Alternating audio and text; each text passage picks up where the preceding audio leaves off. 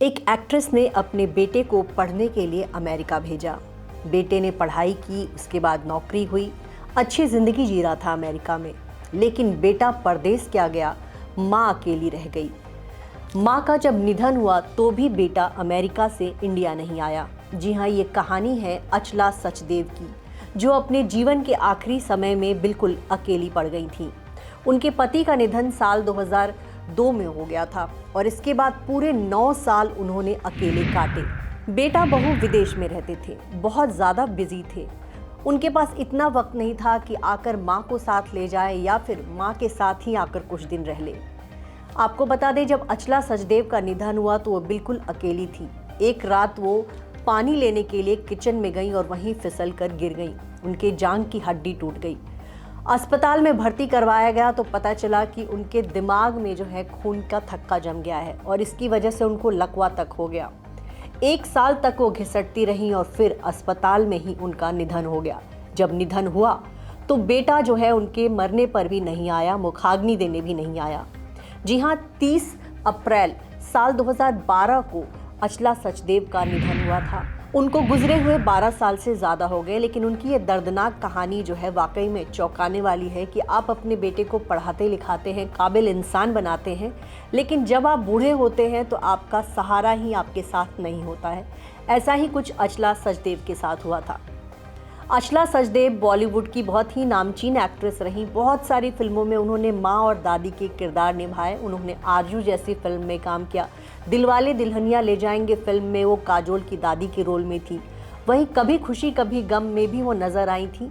उनकी आखिरी फिल्म भी करीब करीब यही थी। साल 2002 में ही वो आखिरी बार फिल्मों में नजर आई थी। उसके बाद से वो कहीं दिखाई नहीं दी। आपको ये बता दें कि इसी साल उनके पति का निधन हो गया था और इस वजह से जो है बिल्कुल अकेली पड़ गई थी। उनके पति जो हैं वो एक ब्रिटिश शख्स थे। अचला सचदेव की 2 शादियां हुई थी। पहली शादी उन्होंने डायरेक्टर ज्ञान सचदेव से की थी और दोनों का एक बेटा था, ज्योतिन सचदेव।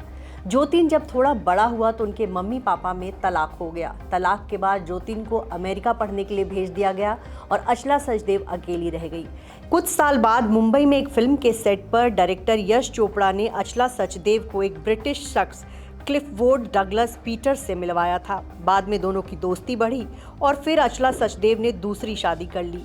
दूसरी शादी करने के बाद से उनका बेटा उनसे थोड़ा नाराज रहने लगा।